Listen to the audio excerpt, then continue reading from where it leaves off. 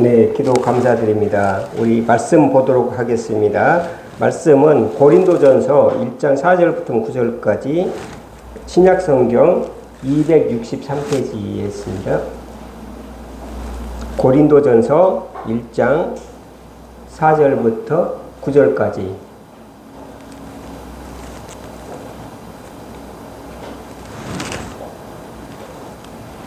다 찾으신 줄 믿고 교독하도록 하겠습니다.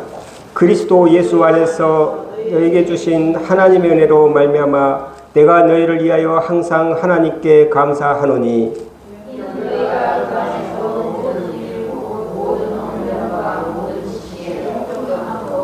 그리스도의 증거가 너희 중에 견고하게 되어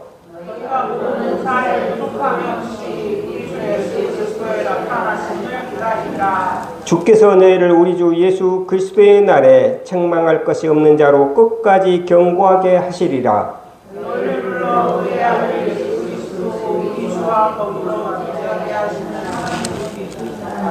아멘. 기도하겠습니다. 사랑과 영광이 풍성하신 하나님 아버지, 오늘은 하나님의 은혜에 대해서 말씀을 듣고자 합니다. 하나님 아버지, 말씀하여 주시옵소서. 우리가 주님의 말씀을 듣고 그 말씀을 믿고 그 말씀을 준행하겠나이다. 하나님 아버지, 주님의 말씀으로 위로받게 하옵시고 우리가 산 소망을 품고 우리들이 처한 고난과 아픔을 이겨나가게 하여 주시옵소서. 우리의 옛사람을 십자가에 못 박고 주님 앞에 새 사람이 되게 하여 주시옵소서. 이 모든 것 우리 주 예수 그리스도의 이름으로 간절히 기도합니다. 아멘. 자, 우리 좌우분들하고 인사하도록 하겠습니다. 잘 오셨습니다. 환영합니다. 네, 오늘 예배 참석하신 여러분들을 주님의 이름으로 환영하고 축복합니다. 네, 제가 얼마 전에 딸네 집에 갔어요. 딸네 집에 갔는데 거기서 되게 재밌는 걸 봤어요. 테라리움이라고 혹시 아시는지 모르겠네요.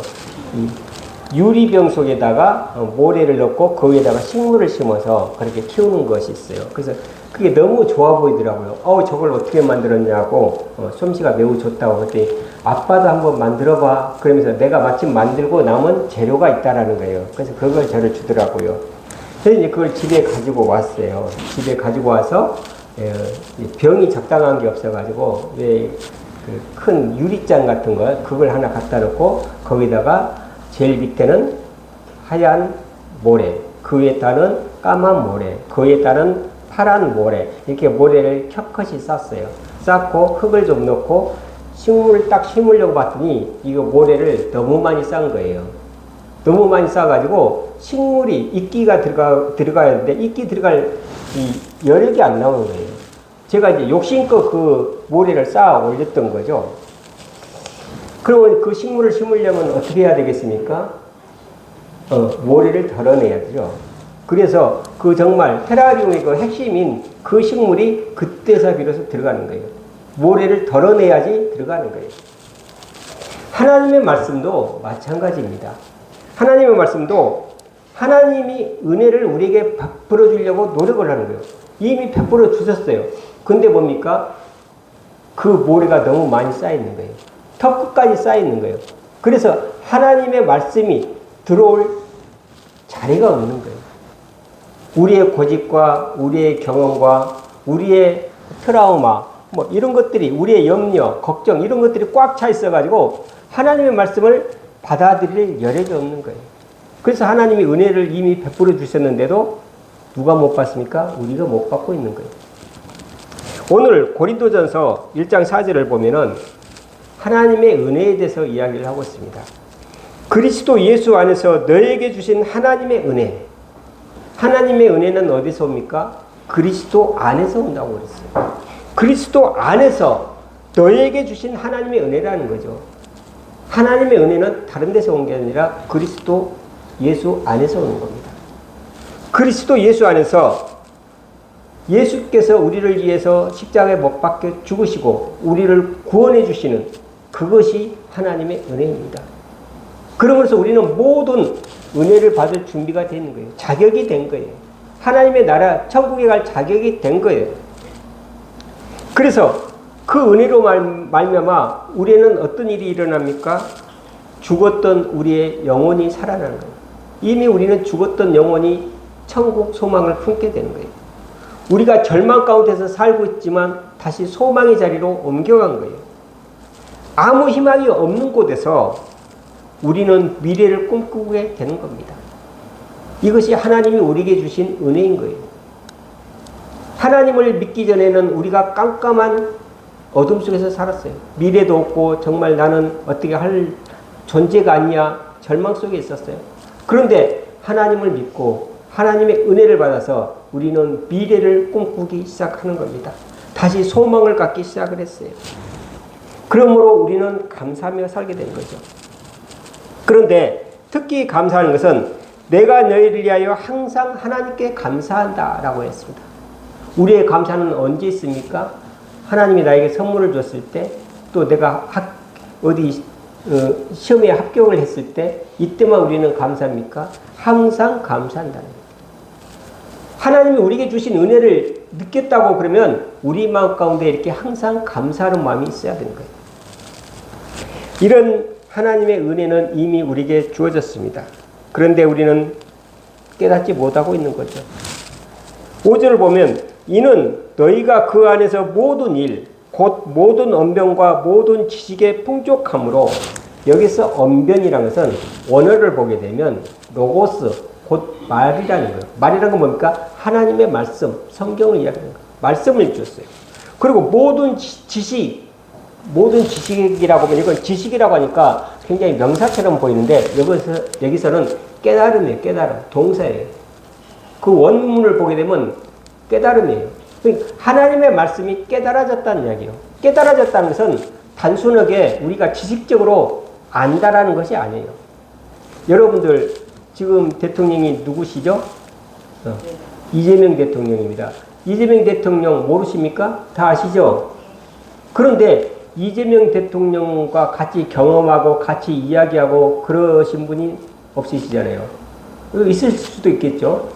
자, 우리가 어떤 사람을 안다라고 하는 것은 이처럼 지식적으로 아는 수가 있어요. 유명한 가수 누구 그러면 지식적으로 알고 있어요. 아, 그 사람은 어디에 출연했고 어쩌고. 그런데 실질로 그건 드라마에서 나오는 그 사람이지 그 사람의 인성이랄지 이런 것들 내가 경험해보지 않았잖아요. 깨달아서 내가 내 마음속에 들여오지를 않았잖아요. 그런 것처럼 하나님의 말씀을 듣는 데서 그치지 않고 그것을 하나님의 말씀을 듣고 우리가 안다라는 것에서 벗어나서 정말 안다라는 것은 깨달아서 우리의 인식 가운데 받아들여지는 거예요. 하나님의 말씀이 우리 가운데 받아들여져야 되는 거예요. 그런데 많은 사람들이 뭡니까? 단순하게 지식적으로만 하나님의 말씀을 듣고 있는 경우도 많이 있습니다. 교회를 다녀도 마찬가지예요. 교회에 와서 하나님의 말씀을 열심히 듣습니다. 그런데 뭡니까? 우리의 지식은 늘어지는데 그 하나님의 말씀이 정말 깨달아지고 정말 하나님이 나를 위해서 대속해서 돌아가시고 그래서 내가 구원을 얻었다라는 깨달음, 또 성경에서 말하는 숱한 많은 말들이 깨달아져서 내가 그것을 받아들이진가? 우리가 물음표를 달 수밖에 없는 거예요. 정말 여러분들은 깨달아졌습니까? 그러면 깨달아졌다는 건 뭡니까? 그것이 행동으로 나타나는 거예요. 그것이 마음속에 받아들여졌다고 그러면 행동으로 나타나야 된다는 거예요. 여러분들이 예전에 사랑을 했던 시절로 돌아가 보세요. 그 사람만 보면은 내 마음속에 받아들여졌잖아요. 너무 좋아요. 그 좋은 마음이 감춰질 수 없잖아요. 그 말만 하면 가슴이 뛰고 보고 싶고 그러지 않았나요? 제가 손자가 있어요. 손자가 있는데 손자 이야기만 나오면 얼굴이 밝아지는 거예요. 그건 뭡니까? 내 마음속에 이미 손자라는 존재가 있다는 이야기예요. 내 마음속에 사랑하는 사람이 있다라는 이야기예요. 그래서 그것이 아무리 감추려고 해도 행동으로, 표정으로 나타나기 마련입니다. 그런데 예수 그리스도의 은혜가 우리 가운데 있어요. 말씀이 우리 가운데 있어요. 그런데 우리 삶은 하나도 변하지 않았어요. 뭡니까? 단순하게 지식으로만 알고 있다는 거예요. 그것이 정말 깨달아지고 그것이 정말 영접돼서 내가 하나님과 함께한다라는 기쁨이 우리 가운데 있나 우리는 반문해 봐야 됩니다. 깨달음이 없기 때문에 하나님의 말씀을 정말 내가 받아들이지 않았기 때문에 우리의 삶이 변화가 없는 거예요. 은혜는 이미 주어졌는데 그 은혜를 우리가 누리고 있지 못하는 거죠. 그래서 요한복음 1장 5절에는 이런 말씀이 있습니다. 빛이 어둠을 비치되, 빛이 뭡니까? 예수 그리스도예요. 하나님이세요. 그런데 어둠이 깨닫지 못하더라 라고 이야기를 했습니다. 이미 빛이 왔는데 어둠이 그것을 깨닫지 못하는 거예요. 여기서 깨닫는다는 것하고 똑같은 거예요. 여기서 지식이란 말하고 깨닫는다는 말하고 똑같은 말이에요. 깨닫는다. 그것을 우리가 인식을 하고 단순하게 지식으로만 가지고 있는 게 아니라 그것을 우리가 받아들여야 되는 거죠.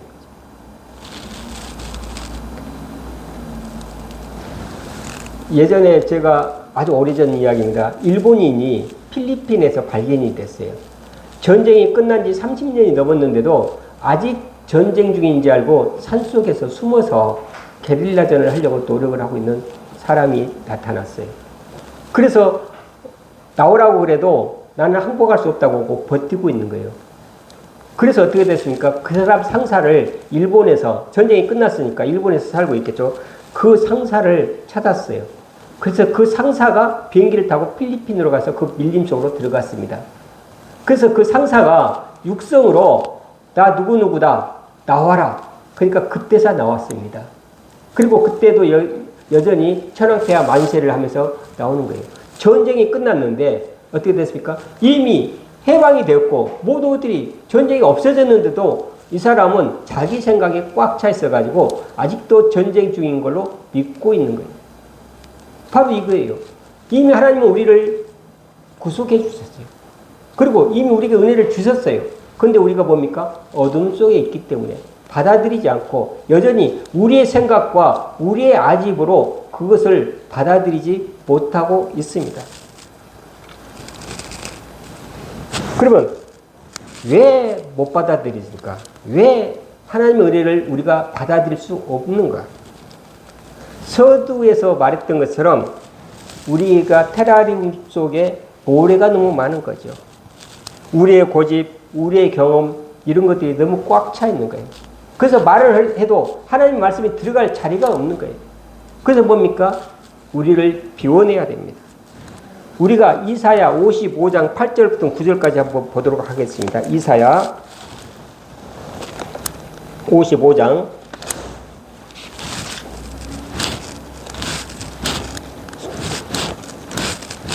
네, 1035페이지, 구약 1035페이지, 이사야 55장.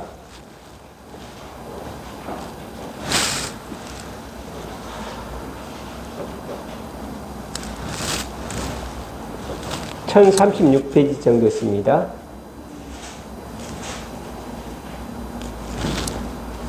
이사야 55장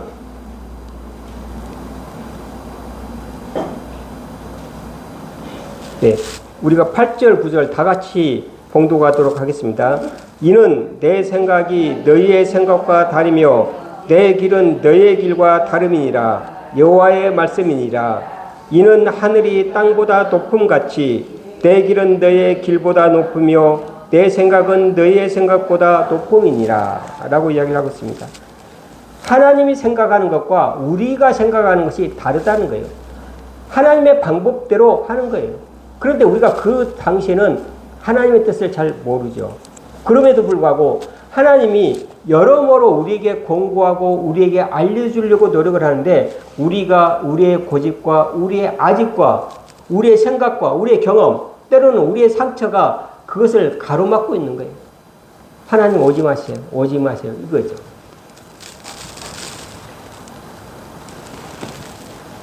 제가 제 자랑을 좀 하면은 제가 박사입니다.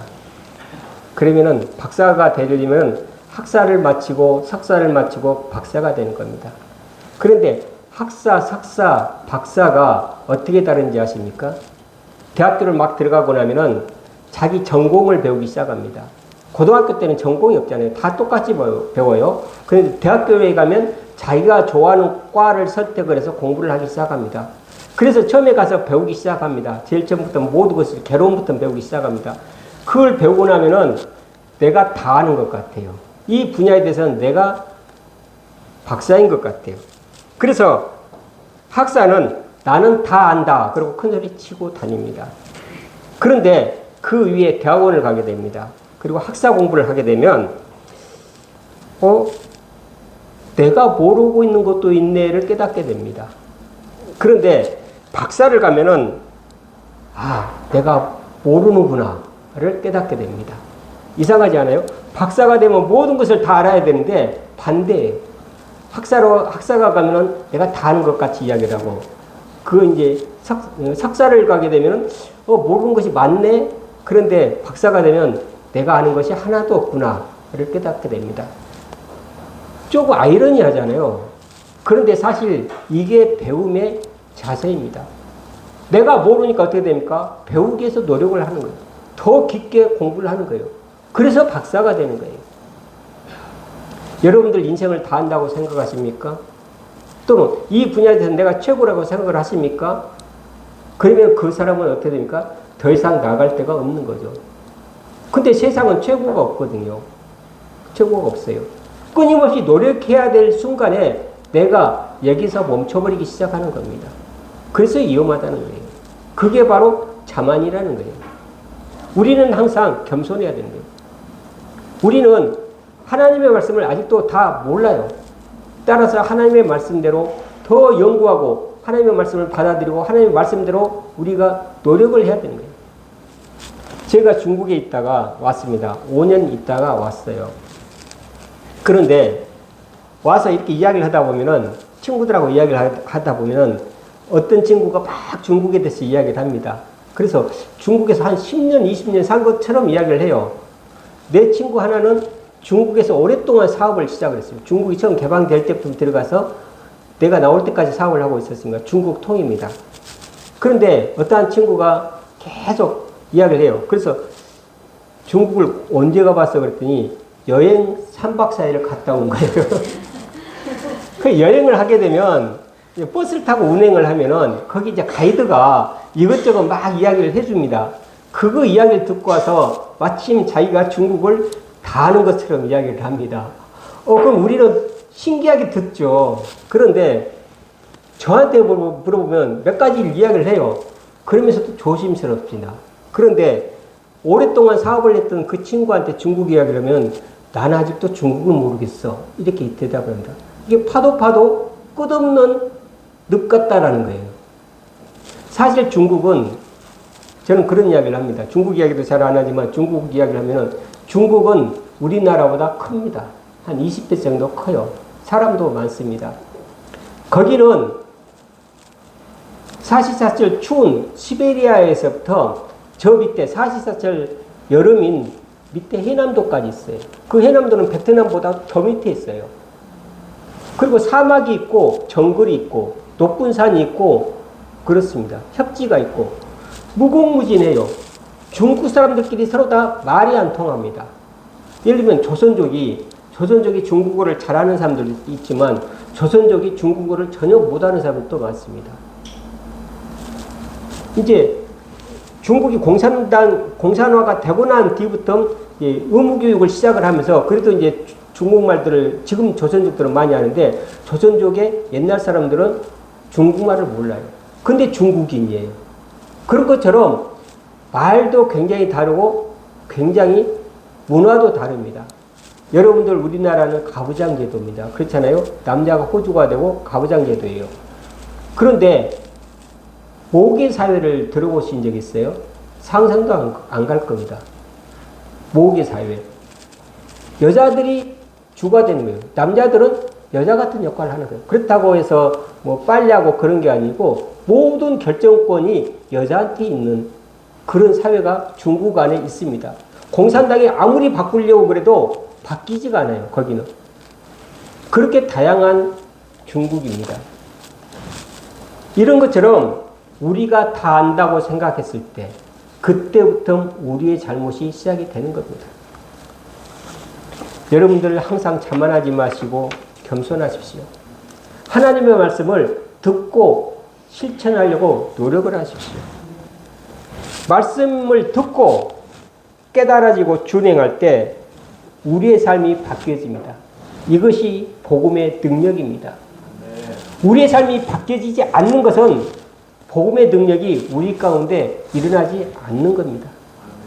여러분들 항상 생각하잖아요. 주님 내 안에 오셔서 주님의 뜻대로 살게 해주세요. 기도하잖아요. 말만 그렇게 하지 실질적으로 하나님이 그러면 너 이렇게 바꿔라 할 때 우리는 바꾸지 않습니다. 거부합니다. 상담을 할 때 여기도 상담하신 분들이 계시지만 그렇습니다. 남편이 굉장히 술 중독이에요. 그래서 이 사람을 어떻게 해서든지 바꾸고 싶어요. 그게 아내들의 소망이잖아요. 그리고 데리고 옵니다. 그래서 상담이 잘 이루어져요. 그래서 이 남편이 변하려고 하면은 어떻게 됩니까? 아내가 그다음부터 상담을 안 보내버립니다. 왜? 바뀌는 게 싫어서. 아니, 그렇게 남편이 그 술 중독에서 빠져나오기를 고대했던 사람이 아내일 텐데 막상 바뀌려고 하니까 두려운 거죠. 두려운 거예요. 왜 두려운 건가? 자기는 그동안에 모든 잘못, 모든 자기의 힘든 것들은 남편 탓이라고 탓을 하다가 남편이 바뀌면 갑자기 탓할 데가 없잖아요. 탓할 데가 없어지는 거예요. 내가 남편을 위해서 내가 이렇게 헌신적으로 했다라는 것이 자기 정체성이었는데 갑자기 그 정체성이 사라질 것 같은 겁이 나는 거예요. 그래서 남편을 안 보내버리는 거예요. 여러분 놀랍잖아요. 이렇게 될 거라고는 생각지도 못했을 겁니다. 근데 그렇게 되는 거예요. 뭡니까? 내 정체성이 부정당하는 것 같아서 또 내가 살아온 방식이 바뀜에 따른 불안이 있기 때문에 거절하는 거예요. 하나님이 여러분들에게 역사하셔서 복음이 여러분들이 깨달아져서 여러분들의 삶을 바뀌려고 할 때 그것을 제일 거부하는 사람들은 자기 자신이에요. 나는 이렇게 살아왔는데 근데 바뀌어? 불안한 거예요. 바뀐 모양이 어떻게 나한테 올지 불안한 거예요. 그래서 하나님의 말씀을 거절하는 거예요. 알겠어. 머리로만 아는 거예요.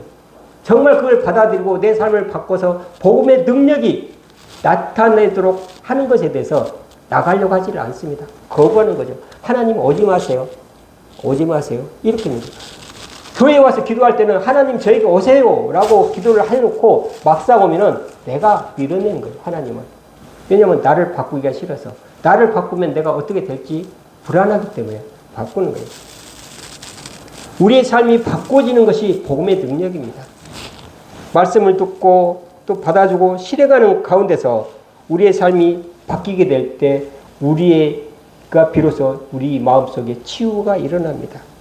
우리의 건강이 회복이 되고 우리들이 맺고 있는 관계들이 회복이 되고 가정과 사회가 회복이 됩니다. 우리는 그렇게 해야 되는 거예요. 내 자신을 부인해야 되는 거예요. 너를 부인하고 내 십자가를 지라고 하나님께서 이야기를 하십니다. 아멘. 나를 부인하는 거예요. 내 정체성을 내려놓는 거예요. 아멘. 내가 여태껏 이렇게 살아왔고 이게 성공 방법이었어. 그런데 어떻게 됩니까? 내 여태껏 생각했던 그 생각, 내가 성공했던 그 방법들을 내려놓으라는 이야기예요. 요즘에도 어른들하고 젊은이들이 이야기하면 젊은이들이 흔히 말하는 게 꼰대라고 이야기를 합니다.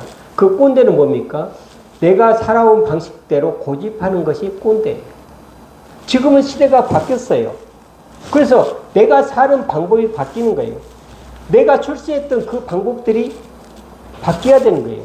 새로운 환경이기 때문에. 그리고 그 방법은 나에게 그 당시에 그 시기에만 유용했지 새로운 시대는 맞지 않는 거예요. 그런데 그것을 여전히 자기 자녀들에게 강요하는 거예요. 자기 후배들에게 강요하는 거예요. 이렇게 해야 사는 거야. 그런데 내 자녀들이나 내 후배들은 전혀 다른 세계에서 살고 있는 거거든요. 그러니까 그 세계에서 자기 나름대로의 살 길을 마련하고 또 자기 사는 방법들을 터득해 나가는 거예요. 그런데 내 방법대로 그것을 강조를 했을 때 자녀들은 오히려 자기가 살고 있는 세상에서 어긋날 수 있기 시작하는 거예요.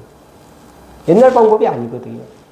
제가 저희 자녀들하고 이야기할 때 제일로 많이 듣는 지적이 그겁니다. 아빠, 이제 세상이 바뀌었어. 아빠가 하던 그 방법이 지금은 먹히지 않아. 저는 겸손하게 그 이야기를 듣습니다. 그래, 맞아. 네 말이 맞아. 나는 내 방법이 있었고 너는 네 방법이 있었고 내 방법이 너의 성공의 어떤 모티브는 될 수가 없어. 단지 내가 이렇게 살아왔었다는 것을 이야기해 줄 뿐이야 라고 이야기를 합니다. 우리는 자녀들에게 배워야 됩니다. 후배들에게 배워야 돼요. 그래야 우리가 꼰대가 되지 않습니다. 6절을 보게 되면 그리스도의 증거가 내주기에 견고하게 된다라고 이야기를 합니다. 그리스도의 증거가 내주기에 견고하게 됐다. 그리스도의 증거라는 것은 여기서 복음을 이야기를 합니다. 즉 단순히 우리가 듣고 지나간 것이 아니라 믿음 안에서 우리의 삶에 뿌리를 내리고 우리의 생활 속에 자리를 잡게 됐다라는 이야기예요. 그래서 그리스도의 증거가 너희 중에 견고하게 됐다라고 이야기를 합니다. 이처럼 그리스도의 증거가 우리 가운데 견고하게 됐을 때, 우리의 삶에 뿌리를 박았을 때, 우리가 온전하게 하나님의 말씀을 따라가는 말랑말랑해진, 우리를 비워내고 모래를 비워내고 식물이 심어졌듯이 말랑말랑해졌을 때, 그럴 때 7절을 보게 되면 너희가 모든 은사에 부족함이 없이 우리 주 예수 그리스도의 나타나심을 기다립니다 라고 이야기를 합니다. 우리의 믿음이 삶을 변화하여 털을 잡게 되면 우리는 하나님이 주신 은사들이 더 풍족해집니다. 이게 비밀이에요. 하나님의 은사가 더 풍족해진다는 거죠. 자녀들의 재능이 부모들에 의해서 왜곡되어지지 않는 거예요. 후배들의 재능이 선배들에게 의해서 왜곡되어지지 않는 거예요. 성도들의 재능이 목사에 의해서 왜곡되어지지 않는 거예요. 목사가 이건 안 돼, 저건 안 돼, 그리고 여러분들을 압제해버리는 순간에 교회는 문제가 생기기 시작합니다. 각자 다 같은 은사들이 있어요. 그런데 목사가 어떤 은사만 좋아하고 다른 은사들을 무시해버릴 때 문제가 생기기 시작합니다. 각자 성도들이 가지고 있는 은사가 풍족해져야 됩니다. 목사를 보고 하는 게 아니에요. 하나님을 보고 하나님 앞에서 각자 자기가 가지고 있는 재능과 달란트를 하나님께 영광을 돌려야 됩니다. 그것이 하나님의 뜻이에요. 그런데 우리는 목사에 의해서 성도들의 재능이 왜곡되어지고 부모에 의해서 자녀들의 재능이 왜곡되어지고 선배들의 어떤 고집으로 그 후배들의 재능이 왜곡되어질 때 문제가 심각해지는 겁니다. 그래서 7절에 모든 은사에 부족함이 없이 우리 주 예수 그리스도의 나타나심을 기다립니다. 예수님의 재림시까지 하나님께 영광을 돌릴 수 있다는 얘기예요. 예수님의 재림은 뭡니까? 천국이라는 거예요. 8절을 보면 주께서 너희를 우리 주 예수 그리스도의 날에 책망할 것이 없는 자로 끝까지 견고하게 하시리라. 마지막 날, 그게 뭡니까? 그리스도의 날이 마지막의 날입니다. 그때 책망할 것이 없다라고 이야기를 합니다. 우리가 교회만 잘 나온다고 예수님이 책망 안 할까요? 교회 일을 열심히 하면 예수님이 책망을 안 할까요? 마태복음 우리가 7장 21절을 찾아보도록 하겠습니다. 마태복음 7장 21절.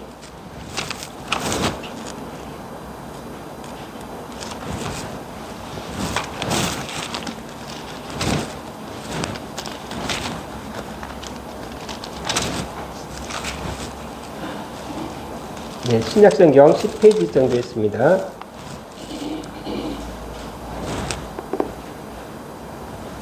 (7장 21절부터) 우리가 23절까지 다 같이 읽어보도록 하겠습니다. 나더러 주여 주여 하는 자마다 다 천국에 들어갈 것이 아니요 다만 하늘에 계신 내 아버지의 뜻대로 행하는 자라야 들어가리라.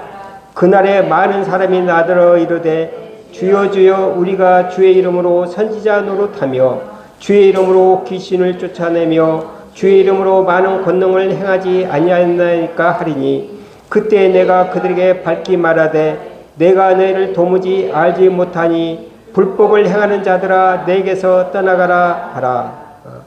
24절 같이 읽어보도록 하겠습니다. 그러므로 누구든지 나의 이 말을 듣고 행하는 자는 그 집을 반석 위에 지은 지혜로운 사람 같으니. 아니, 하나님이 일을 열심히 했어요. 귀신도 쫓아냈어요. 예수 그리스도의 이름으로 귀신도 쫓아냈어요. 그래서 천국에 갔더니 하나님이 나 너 모른다 라고 이야기하는 거예요. 얼마나 청천벽력 같은 이야기입니까? 교회를 열심히 다녔다고, 성경을 열심히 읽었다고, 나중에 천국에 갔더니 하나님이 모른다고 하는 거예요. 얼마나 배신감 느낍니까? 근데 왜 그렇습니까? 24절에 나와 있습니다. 그러므로 누구든지 나의 말을 듣고 행하는 자는 그 집에 반석을 지은 것 같다. 나의 말을 듣고 행하지 않았다는 이야기죠. 받아들이지 않았다는 이야기요. 알고만 있고 귀신을 쫓아내고 예수님 이름으로 그랬을지언정 그것은 의미가 없다는 거죠. 그것은 누구한테나 나타날 수도 있다는 이야기예요. 문제는 뭡니까? 말씀을 듣고 내 삶이 바뀌어야 된다는 거예요. 내 삶이 바뀌어야 된다는 거예요. 그 길이 불안하고 힘들고 어렵지만 바뀌어야 우리가 마지막 날에 예수 그리스도의 날에 하나님께서 우리를 받아주신다는 이야기입니다. 9절을 보면 너희를 불러 그의 아들 예수 그리스도 우리 주와 더불어 교제하게 하시는 하나님은 미쁘시도다 라고 이야기를 하고 있습니다.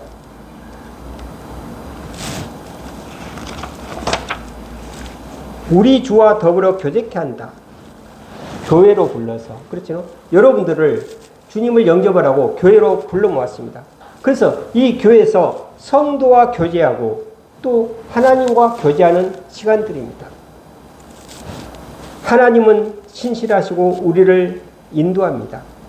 그래서 이 교회는 말씀을 전하고 그리고 그 말씀이 깨달아지도록 같이 중보기도를 하는 겁니다. 말씀이 전해지고 그것들이 여러분들의 삶에 들어갈 수 있도록 같이 중보기도 해주는 곳이 또 교회입니다. 그리고 어떤 일을 자기 삶의 변화를 가져왔을 때 그것을 응원해주고 지지해주는 것이 교회입니다. 왜냐하면 혼자 하기는 불안하거든요.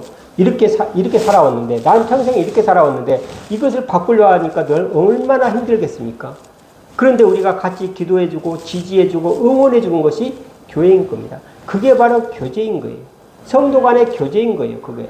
그래서 우리 성도들은 마땅히 교회 와서 여러분들이 말씀을 듣고 서로 다 기도해주고 또 삶이 바뀌었을 때 우리가 같이 응원해주고 잘해준다고 칭찬해주고 박수 쳐주는 것이 교회인 겁니다. 그런 하나님이 신실하신 하나님이시다. 그렇게 해주신 하나님은 믿을만 하다는 거예요. 저는 우리 성도님들이 하나님의 말씀을 듣고 아는 것에만 머물리지 않았으면 좋겠습니다. 단 한마디라도 그 말씀을 듣고 깨닫고 이해하고 깊게 생각하고 그래서 자기 자신의 생각과 삶의 방식을 하나님의 뜻에 따라서 바꿔나가기를 주님의 이름으로 축원합니다.